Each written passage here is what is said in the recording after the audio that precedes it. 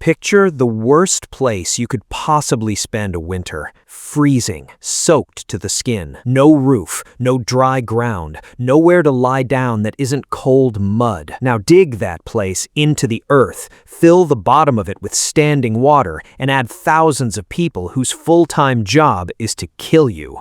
That's a First World War trench.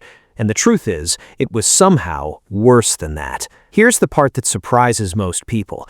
In a trench, the thing most likely to kill you, or to quietly break you, usually wasn't the enemy soldier across the field. It was the trench itself. Over the next few minutes, I'll take you through the 5 worst things about actually living in one, and they build on each other as we go. The last one is the reason I wanted to make this video. It's the thing that followed these men home and never let go, and almost no one who lived through it could ever quite put it into words, so stay with me right to the end. Let's start where the men started, every single morning, at their own feet.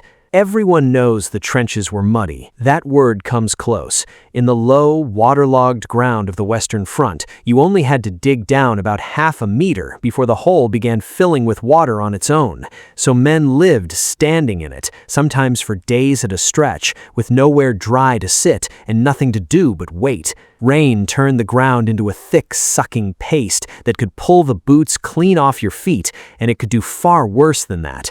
Shell craters filled with liquid mud, and a man or a horse that slipped into a deep one could genuinely drown. That isn't a figure of speech. On the worst ground, it happened. And then there were your feet. Sealed, wet, and cold inside leather boots for days, they slowly began to rot. It was so common it earned its own name, trench foot. The feet swelled, went numb, and in bad cases the tissue died, which meant gangrene and sometimes amputation.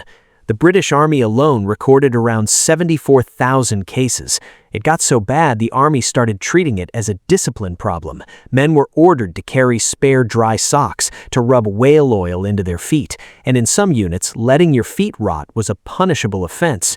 They laid wooden boards along the trench floor just to give the men something to stand on above the water.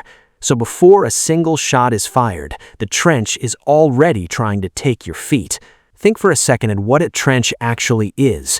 A long, narrow ditch packed with food scraps, human waste, and, there's no gentle way to say it, bodies that couldn't always be reached and buried. To a rat, that is paradise with a roof. They bred in numbers that are hard to picture, and they grew fat and bold on it. Some, by the accounts of the men who lived beside them, grew as big as a cat. They ran across soldiers' faces while they slept. They gnawed through packs all night to reach the rations on the walls. They'd take food straight out of a man's hand. One officer wrote that on some nights the rats unnerved him more than a whole battalion of the enemy. Men shot them, clubbed them, and kept terriers just to thin them out, and it barely made a dent. And they weren't only revolting, they spread disease, including one, Weil's disease, that could kill you. At least you could see the rats coming. The next enemy was already living inside your clothes, and you were never going to get it out. Nearly every man on the front line was crawling with lice. They lived in the seams of the uniform, itched without a moment's pause, and washing barely touched them. The eggs survived deep in the fabric and hatched again within hours, warmed by your own body. Men picked them out by hand and cracked them between their nails to pass the time. Itching is one thing, but those lice carried trench fever, a sudden, savage fever with body pain bad enough to pull a man off the line for weeks. Between a fifth and a third of every British soldier who reported sick had it, and 2 of them, as it happens, were the future writers Tolkien and C.S. Lewis, and no one even realized the lice were the cause until 1918. And this is the part that quietly reframes the whole war. Put it all together, the mud, the rats, the sickness, the filthy water, and disease killed more men in this war than the actual battlefield wounds did. Mud, rats, sickness, grim, but at least the men understood those. They were old enemies, as old as war itself. Then the war invented something nobody on Earth was ready for. On the 22nd of April, 1915, near a town called Ypres, French troops watched a strange yellow-green cloud drift silently towards them across open ground. It was chlorine, more than 150 tons of it, released from canisters and simply carried on the wind. The men who breathed it felt their lungs burn from the inside, and then the gas got cleverer. Phosgene came next, nearly invisible and slow, sometimes taking a full day to kill, so a man might not even know he'd been poisoned until it was far too late. Then, in 1917, mustard gas. It blistered the skin, the eyes, and the lungs, and it was heavy, so it sank down into the trenches and craters and simply sat there for days, waiting for the next man to pass through. Here's the strange part, though. For all of that terror, gas caused only about 4% of combat deaths. Nothing. So why does it belong so near the top?